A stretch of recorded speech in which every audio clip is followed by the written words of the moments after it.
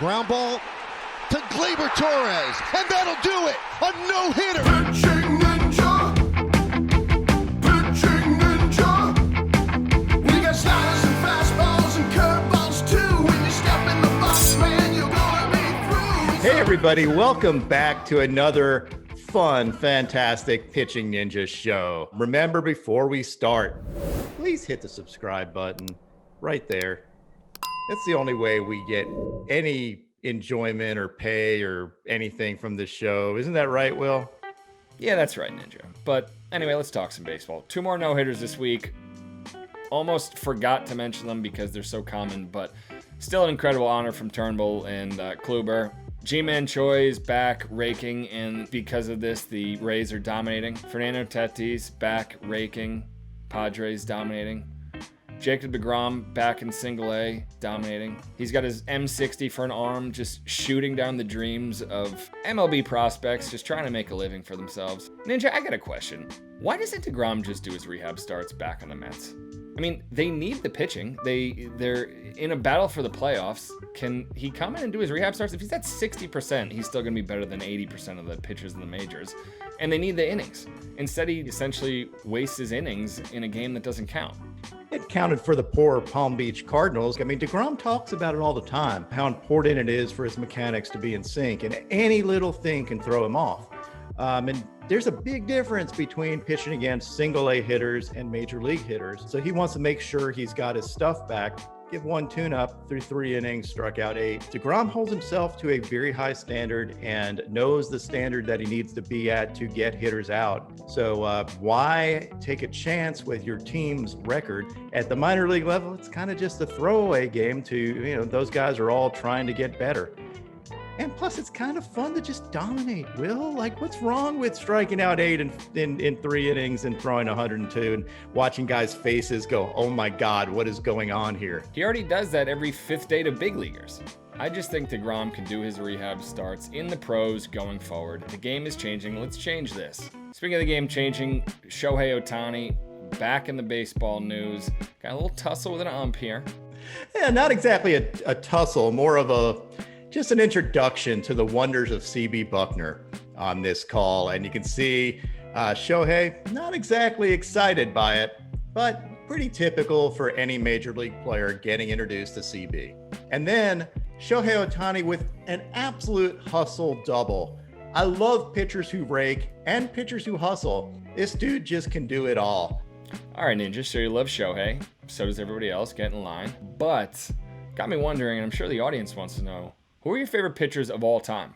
I've got a ton of favorite pitchers. I try not to play favorites because I think of all pitchers as like one big family, and I watch each pitcher at kind of each outing they have, and I may have a favorite outing. I try not to play favorites, but I do. Like, everybody's got some favorites. My all-time favorite pitchers would have to be between Greg Maddux and Pedro Martinez. And honestly, I go back and forth between the two depending on what day you ask me. But you have Greg Maddux, who is the ultimate artist on the mound. There is no one like him. How quickly his game's finished, how dominating he was, pitch movement, smart, fielded his position great, and a huge smartass. And then you have Pedro Martinez, who is absolutely overpowering and fun to watch, and a fun guy both on and off the field. One of my favorite pitches of all time, his changeup, objectively, if you singled it out, my favorite pitch. But he had 3 pitches that were just absolute elite, including his fastball and curveball. Just loved watching him throw. Probably the scariest pitcher to hit against would be Randy Johnson. Just absolutely overpowering stuff. You don't often see 6'10" guys, especially 6'10" lefty, throwing heat back when there weren't as many pitchers throwing heat, but with just an absolute filthy slider, maybe the best slider of all time. Then even going back a little bit further, my favorite pitcher from the 50s and 60s probably is Sandy Koufax. You had a guy with an absolute classic Cooperstown level curveball. That curveball would have made him a great pitcher in his own right. And then you add on top of that a fastball that was just way beyond its years. At that point, He was the most feared pitcher to hit against, had a unique windup. He was one of those quiet leaders, and no one ever wanted to defend Sandy. So Sandy is just an all-time great. One other thing that people don't know is Sandy Koufax actually pitched to Mr. Ed, and Mr. Ed almost took him yard and ended up with an inside the park home run. My favorite pitcher in terms of intimidation from around that era was Bob Gibson. Just an absolute terminator on the mound. Filthy slider, overpowering fastball, mound presence off the charts. You did not want to dig in off him. He let you know he was out there, and just a fun guy to watch pitch. My favorite pitcher, like in terms of the embodiment of a pitcher from that era, with both plus command, the art of pitching, and just overpowering stuff, would be Tom Seaver. Tom Seaver may be like underappreciated, I think, because all pitchers of his era thought he was the best. Tom Seaver was what pitching was about, the craft of pitching, and he can throw gas. So I think he still holds the record for the most 200K seasons in a row too. So he was striking people out before striking people out were cool. The biggest psycho ever? Gotta go with Max Scherzer. Like, I like my pitchers to show emotion, and Max really shows a lot of emotion. He'll yell at himself. His changeup is elite. His slider is elite, and his fastball is elite. And he can throw in a curveball every once in a while. So he is a really, really fun guy to watch, and a huge personality on the mound. You talk about the ultimate competitor. And then, like, if you throw in some relievers, the GOAT, Mariano Rivera, has to be on that list. I mean, anybody could throw like one pitch and get everybody out. That's pretty tough, and that's what Mariano did. There is cutter, and you couldn't hit it. You knew it was coming. He even said, for years, everybody knew it was coming, and it didn't matter. And that's just a badass statement in and of itself. I mean, Mariano, absolutely the GOAT.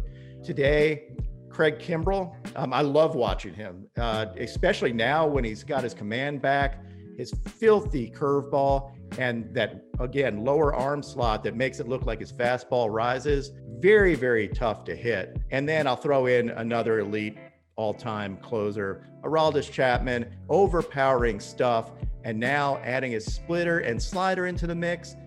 Hitters are in for a really long day with all that from the left side.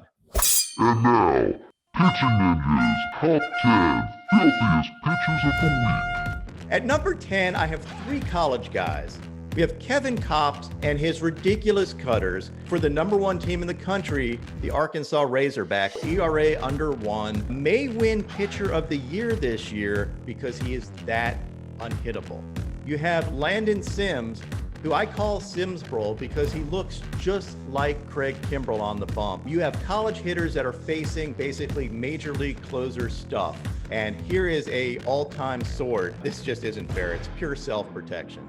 And then you have UNC's Austin Love, who threw 130 pitches against Georgia Tech and threw 97 on his last pitch of the game. My son was in the opposing dugout and said this was the most dominant performance he has seen. At number 9, this one comes in from the Toros de Tijuana, Anthony Herrera.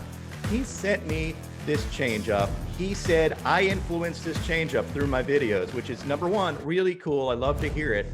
Number 2, I usually don't know what to expect when I see somebody email me this. And then I look at the clip and I'm like, he just ended this guy's career on a changeup. And number 8, Yu Darvish's filthy 96-mile-an-hour two-seamer. Yu's two-seamer has been fantastic this year, and this one was no exception. At number 7, Sandy Alcantara's 93-mile-an-hour, it's actually a backup slider. I mistakenly called this a changeup and got corrected. One of the few times I actually get corrected on Twitter and the person was right. But the thing that's confusing is Alcantara usually doesn't throw a 93-mile-an-hour slider, and this ball backed up 10 inches. So he just threw a slider that went the wrong way by 10 inches of horizontal movement.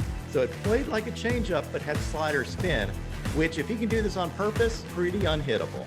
At number 6, Hansel Robles' messing with timing. You would think the video got stuck, but instead he's just messing and just throws 97 off this. At number 5, here is Alex Claudio's double kill sword. Not only does this pitch hit Donaldson, but it also hits his catcher. Ninja, didn't you get into a little Twitter knife fight with the bringer of rain? I did. Look, Josh Donaldson is one of my favorite guys to watch. Yeah, I was giving him crap just because he was giving pitchers crap. I mean, he's just a fun guy who makes the game fun. So I have no problem with getting in little Twitter banter with him. But I think I win with this one. Number 4, Adam Ottavino's ridiculous front door two-seamer. When I saw this pitch, I thought it was almost CGI. This thing is so filthy. Can't do anything on this pitch except nod your head and just tip your cap. At number 3, Max Fried's helicopter sword curveball. Max Fried's curveball is one of my favorite pitches in the major league, and this one is no exception as he gets the helicopter sword. And if you look at this overlay, you can see why you might lose your bat on this. Luckily, we have nets because some fan would have taken that in the face otherwise. At number 2, Aaron Nola's hit-by-pitch curveball. This is kind of mean because it's against the pitcher, but you can see why pitchers should hit, because sometimes baseball needs a little comedy. This is awesome. And number 1, this is absolutely disgusting because I think fans don't realize how good pitchers are. And this is a great view to show how good they are. You take a top-tier pitcher like Trevor Bauer, a home plate view, and then overlay his slider and fastball on top of each other. And you can see how hard it is to hit. Fans from all over going, oh, now I get it. It's impossible. I'm like, yeah, it is. This week's Long Dong Award is a tie between Power Stacks Winker and Franchy Cordero. Winker with an obscene blast here, garnishing him the permanent nickname Power Stacks. And Franchy hits almost an identical moonshot here out of the stadium to put the Red Sox on the board in an otherwise pathetic game. This has been another super great show. Until next time, I'm going to K-strut on out of here. Keep throwing flames.